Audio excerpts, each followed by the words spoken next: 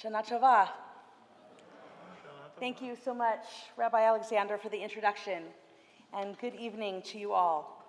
It really is my privilege to serve as the new Rabbinic intern here at Adat Ariel, and I look so forward to meeting every one of you individually as communally we welcome a sweet new 5783.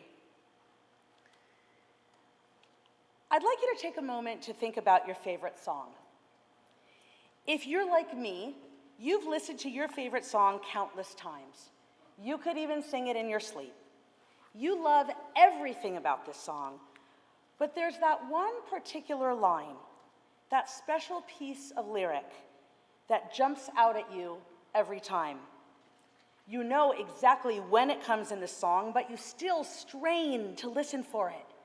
And every time, it gives you a little bit of that extra glow.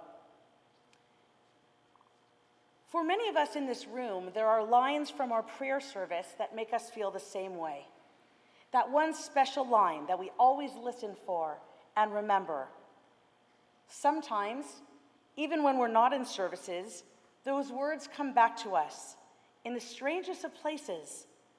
And when the kahal davens those lines together, it is as if they are speaking directly to us. One of those lines for me originates in the book of Echa, which is Lamentations, and is recited at the end of the Torah service, as well as throughout the entire High Holiday Machzor. In the line, Chadesh Yamenu Kekedem, we ask God to renew our days, as in the days of old. Now, in grammar, the root Chadash means to make new. We recognize this root as an adjective when we daven or Chadash, for a new light to shine over Zion. We see the word on Rosh Chodesh, the new month. This very night, in fact, is the last night of Elul and the last Rosh Chodesh before entering the new year. But in the line Chadesh Yamenu, our familiar adjective becomes a verb. And not just that, a command. We give God an imperative, commanding the Holy One to Chadesh Yamenu, renew our days, like in days of old. It rolls off the tongue.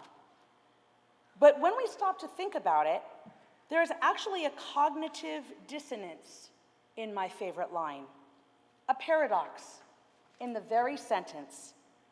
How do we demand renewal for the future at the very same time that we compare it to the ancient past? This sentence seems to be going in two different directions all at once. I like what Rabbi Stacy Friedman teaches about this paradox, explaining that the word kedem actually means two things at once. She explains that kedem and kadima are from the very same root, meaning both the past and the future.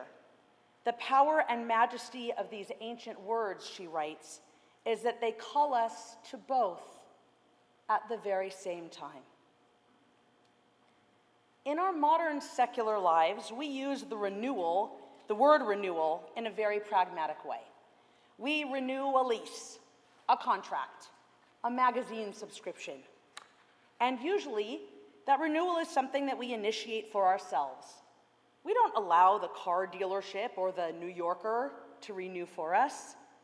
We take the requisite steps to make sure that the service we enjoyed for the past year rolls over into the next. It occurs to me then that the idea of asking God to renew our days implies a kind of collaboration. Chadesh Yamenu is not asking God merely to keep us alive for another year. Renewing days goes far beyond simple survival.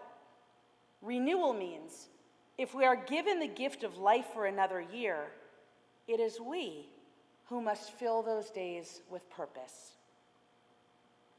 Our tradition teaches us that in our lives we are co-creators, partners with God. The Jewish mystics taught that God began the work of creation, but didn't finish it. so that we, B'nai Yisrael, may use our lives to continue God's divine work. From Bereshit, chapter 1 of Genesis, all the way forward, the idea of our collaboration with God is absolutely central to every single thing that we do. Our partnership with God is quite literally in the bread that we eat. Consider the blessing that we recite every day before a meal. Hamotzi lechem min haaretz literally names God as the one who brings bread out of the earth. And we are grateful for the creations of the land, the seed, and the rain. But bread is not actually brought out from the earth. It is we who harvest the grain, grind the flour, braid the challah, and bake it up hot. Creating sustenance is a partnership. Neither partner can do her part without the other. So we need to acknowledge our part when we make demands of God. Renew our days, we pray. And what about Shema Kolenu? Hear our voice. If we are going to command God to listen, we better prepare ourselves for what we're going to say. The ask is the easy part. Sure, the Creator can create. But if we ask God to renew our days, we don't get to sit around for 6 to 8 weeks waiting for the renewal to be processed, expecting a white-gloved delivery to our door. If we're God's partners in creation, it is our business to renew our lives as well. When we ask God to renew our days, we must realize our own obligation in doing that very thing for ourselves. Our own obligation and our own potential. Because here's the rub. We can make peace with this paradox grammatically, intellectually, even allegorically. But the reality is that on the ground, it's hard to change. It's uncomfortable to shake things up, to rock the boat of our own lives.